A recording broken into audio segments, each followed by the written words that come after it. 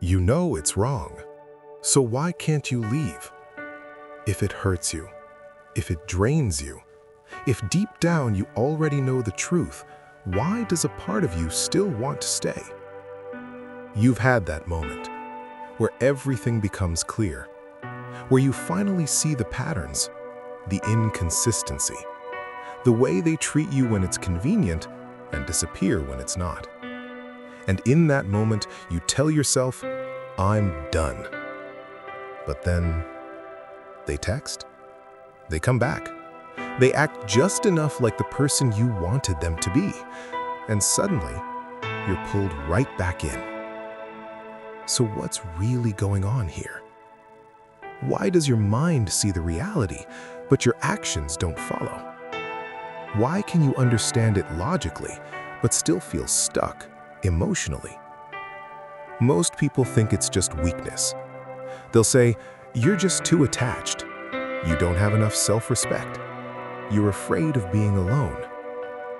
And while those sound like answers, they don't explain the conflict happening inside you. Because if it was that simple, you would have left the moment you saw the truth. The reality is, you're not just dealing with one mind, you're dealing with two. Your logical mind and your emotional mind. Your logical mind sees patterns. It connects behavior to outcomes. It understands what's healthy and what isn't. But your emotional mind doesn't work like that. It doesn't care about logic. It cares about familiarity, connection, and how something makes you feel in the moment. And that's where the conflict begins. Think about how it actually plays out. Logically, you know they're inconsistent. Emotionally, you remember the moments they weren't. Logically, you see how they hurt you. Emotionally, you hold on to how they made you feel when they were close. Logically, you know you should walk away. Emotionally, you're still waiting for it to feel right to leave. So you get stuck in this loop, where your mind moves forward, but your emotions keep pulling you back. And the reason it feels so intense is because your brain is trying to protect you in the only way it knows how. Your emotional brain is wired for attachment. It sees connection as safety, even if that connection is unstable. So when you try to leave, it doesn't register it as making a smart decision. It registers it as loss, as danger, as something you need to fix. That's why you feel anxious when you pull away. That's why you start doubting your decision. That's why you suddenly remember all the good moments right when you're about to leave. It's not clarity. It's your brain trying to keep you attached. And here's the deeper pattern most people miss. You're not just attached to them. You're attached to the emotional cycle they created. The highs when they show up, the lows when they disappear. That unpredictability is what made your emotional brain hold on even tighter. Because it kept you hoping. It kept you waiting. It kept you trying to figure it out.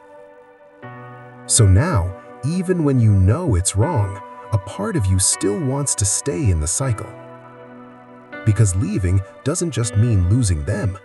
It means stepping out of a pattern your brain got used to. But here's the turning point.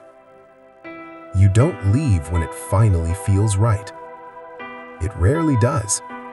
You leave when you understand that your emotions are reacting to familiarity, not truth. That just because something feels hard to leave doesn't mean it's right to stay. And once you see that, you stop waiting for your emotions to catch up. Because if you wait for that moment, you might stay stuck a lot longer than you realize. If you don't break this pattern, you'll keep trusting your feelings over your awareness. You'll keep going back to what feels familiar instead of what's actually good for you.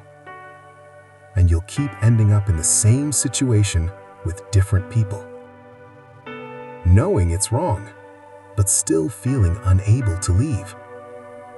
So instead of forcing yourself to stop feeling, start separating what you feel from what you know. When the urge to go back comes up, pause and recognize it for what it is.